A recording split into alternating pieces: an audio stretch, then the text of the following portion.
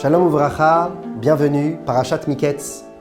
La semaine dernière, dans la Parashat Vayeshev, nous avons parlé des rêves de Yosef, qui ont amené à la jalousie de ses frères et donc à sa vente. Nous avons également vu les rêves des ministres de Pharaon, qui ont amené à la libération de Yosef des prisons. Et enfin, cette semaine, nous voyons les rêves de Pharaon lui-même, qui ont été la cause de l'avènement de Yosef en tant que gouverneur d'Égypte. De manière beaucoup plus profonde et kabbalistique, eh bien, tous les rêves, depuis la semaine dernière jusqu'à aujourd'hui, cette semaine, tous ces rêves-là ne sont qu'en réalité qu'un seul grand rêve, avec différents niveaux. Au début, le rêve de Yosef qui fait en sorte qu'il est jeté dans l'exil, les rêves des ministres les rêves des ministres qui font en sorte qu'il est libéré, et donc potentiellement pouvoir agir dans l'exil, et enfin, les rêves de Pharaon qui vont amener à l'avènement de Yosef en tant que gouverneur, qui vont être l'élévation de l'exil par l'intermédiaire de Yosef. Puisqu'on sait très bien, Yosef a sauvé l'humanité d'une apocalypse générale dans le monde entier, une famine qui touchait le monde entier. En réalité, bien plus profondément, comme on l'a dit, ces rêves ne sont qu'un seul grand rêve. Et dans la Torah, comme nous dit les Tehillim, Hayinu kecholmim, dans cet exil, nous sommes comparés à des rêveurs. Et nous vivons dans un monde d'illusions, où tout nous paraît a priori logique, mais en réalité, tout est en dessus-dessous. On explique dans la profondeur de la Torah que le lien de ces rêves, depuis Yosef jusqu'à Pharaon, ne font référence en réalité qu'à notre exil.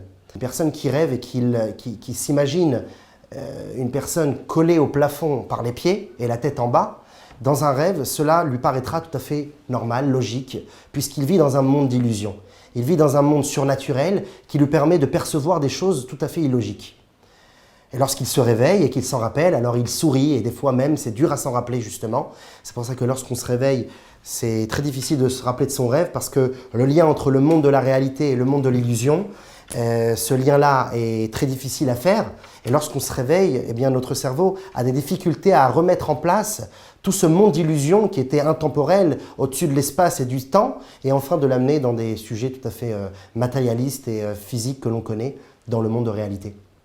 On raconte justement un jour sur un grand Tana de la Mishnah qui a eu un jour une mort impromptue et qui s'est réveillé après, comme une sorte de mort clinique, et qui s'est réveillé après quelque temps et qui a dit à son père, « Père, ce monde-ci est complètement anormal. Dans les mondes spirituels que j'ai connus en haut, tout est à l'envers. Les justes ici sont plutôt, se laissent aller. Les riches sont plutôt pauvres, les pauvres sont plutôt riches. Il y a un grand mélange et un grand brouhaha, je ne sais plus où j'en suis. » Et son père de lui répondre qu'en réalité, c'est ce monde qui est à l'envers. C'est ce monde qui est retourné et qui, en réalité, ne tourne pas rond, comme on dit. Mais nous, en tant que rêveurs, nous avons l'impression, comme un rêveur physique, nous avons l'impression que ce rêve est tout à fait normal, logique. Et c'est la raison pour laquelle, dans un rêve, on va pouvoir agir et interagir dans le temps et l'espace, tout en les dépassant, en faisant des choses tout à fait paranormales, surnaturelles. C'est le monde du rêve. Le monde du rêve, c'est le monde de l'exil dans lequel nous nous trouvons. A priori, ce monde est tout à fait normal, on a pris l'habitude, on se lève le matin, métro, boulot, dodo, comme on le dit tous, et on a pris l'habitude de ce train-train logique et naturel, physique du monde, les guerres, les jalousies, les mariages, les divorces. C'est un monde tout à fait qui tourne comme il a toujours tourné, mais en réalité, c'est beaucoup plus profond que ça. En réalité, nous devons être le rêveur qui a la perception de savoir qu'il est en train de rêver.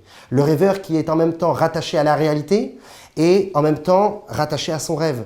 Dans la science, on appellera ça les rêveurs réveillés. C'est un phénomène qui existe tout à fait. C'est des personnes qui s'habituent et qui s'entraînent à rêver tout en étant en même temps mi-conscient et de pouvoir, lorsqu'ils se reviennent à la réalité, pouvoir de la manière la plus simple et la plus logique, remettre en ordre leurs rêves. Et même des fois, avec un approfondissement psychologique, de pouvoir même des fois établir son rêve avant même le sommeil. Avant même qu'il aille dormir, il décide déjà à peu près de quoi il va rêver. Bon, c'est un monde à part, mais en tout cas, on voit ici une sorte de phénomène très particulier, de pouvoir faire le lien entre le monde du rêve et le monde de la réalité. Et c'est ça le but d'un juif. Dans ce monde-ci, on peut donner des exemples tout simples. Par exemple, nous sommes des juifs croyants, nous aimons Hachem et on est prêt à tout pour lui. On est attaché à lui, on craint Hachem. Et pour autant, on aime aussi notre petite vie, nos pulsions, nos désirs. Ah, il m'a mal parlé. Ah, il m'a fait du mal. Ah, mon ego. Ah, il a été touché. Mon orgueil et mes petites limites, mes petites volontés, mes petits désirs. Et en réalité, des fois, l'amour de Dieu que l'on prône avoir est des fois bafoué par ces volontés et ces désirs que l'on a dans la matérialité. Donc c'est un monde, le monde du rêve, c'est un monde paradoxal, où en même temps, tout est normal, mais en même temps, tout est anormal. Tout est difficile à vivre. On peut être des juifs religieux, pratiquant Torah et mitzvot, et puis d'un autre côté, pas faire tout le temps ce que la Torah nous demande. On pourrait être ce grand conférencier qui parle d'éducation et de pédagogie et écrit de nombreux livres sur ce thème, et enfin, en rentrant chez lui, bat ses enfants. Ce monde paradoxal, c'est le monde du rêve, le monde un petit peu où tout est mélangé et à l'envers. On peut voir un autre exemple, lorsque l'on va prier le matin, on va arriver des fois au paroxysme de la tfila et on va s'approfondir et on va rentrer dans des kavanot, des intentions profondes qui vont dépasser de nombreux niveaux que nous avions atteints auparavant. Et juste après la tfila, on va sauter sur le petit déjeuner en étant tout à fait matérialiste, des fois peut-être un peu grossier. On va mal parler à son prochain, on va être intolérant avec d'autres.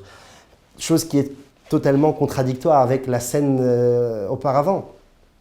Ce monde du rêve ne doit pas nous faire peur. On pourrait se dire, alors si on est comme des rêveurs, dans un monde paradoxal où tout est mélangé, où on peut être en même temps cette personne tout à fait normale, mais en même temps accrochée au mur par les pieds et marcher tout à fait sur le plafond de manière normale. Donc ce monde paradoxal et un petit peu flou nous empêche d'avancer, puisqu'on se dit on n'est que des rêveurs.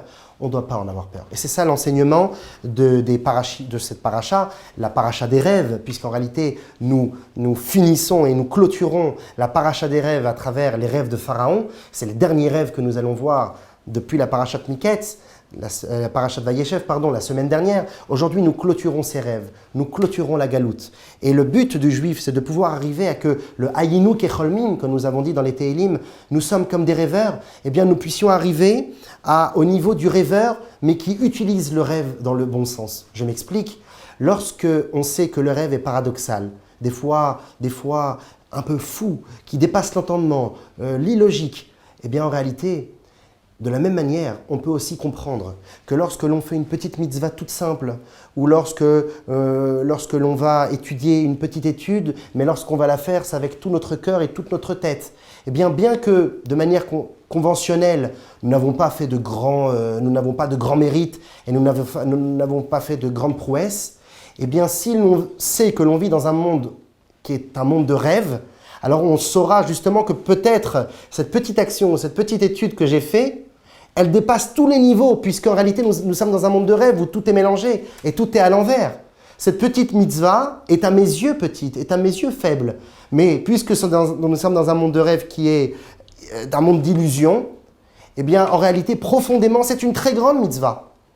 Et je clôture en citant la belle histoire de Rabbi Levi Yitzhak de Berditchov, qui un jour, un chassid se présenta à lui, son fidèle élève, et lui demanda à Rabbi Levi Yitzhak, donnez-moi, s'il vous plaît, les connotations mystiques et les intentions profondes à avoir au moment que je mets le talit, le châle de prière, juste avant Kippour. Et Rabbi Levi Yitzhak de répondre, la plus grande kavana que tu peux avoir, c'est que lorsque tu vas mettre ton talit, fais attention de ne pas gifler ton prochain avec les franges de ton tzitzit, les tzitzit eux-mêmes. En réalité, il ne se moque pas de lui. Il lui dit tout simplement que des fois, on pense arriver à des niveaux extraordinaires avec des très grandes mitzvot et des très grandes études, un grand rabbin, une grande barbe, etc. C'est vrai, on a besoin de cela aussi. Mais d'un autre côté, il faut savoir que puisque nous sommes dans un monde de rêve, des fois, des petites actions mais élémentaires, importantes, telles que c'est vrai que tu veux arriver à un niveau énorme avec ton talit, mais fais attention, à côté de toi, il y a d'autres personnes qui prient.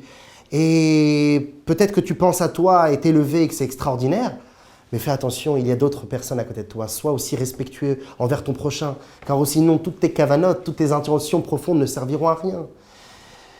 On clôture les rêves. Cette paracha nous clôture les rêves. Nous clôturons ces rêves et espérons que nous arriverons à cette fameuse phrase qui est dite dans le traité des limitations, le Masechet Iruvim, où il est dit « Chatof ve'achol, chatof ve'ishtei ». Attrape et mange, attrape et bois. N'aie pas peur, tu es dans un monde où tu ne peux pas tout calculer. Tu ne sais pas quelle est la valeur de cette mitzvah, quelle est la valeur de cette action. On est dans un monde de rêve, un monde d'illusions. Nous ne connaissons pas la valeur des choses. C'est la raison pour laquelle attrape et mange, attrape et bois. Fais des mitzvot, étudie la Torah, étudions, pratiquons. Et là, effectivement, nous serons ce fameux rêveur réveillé qui fera le lien entre le monde de la spiritualité, le monde qui dépasse l'entendement, et celui de la matérialité et de l'entendement. Shabbat Shalom et à la semaine prochaine.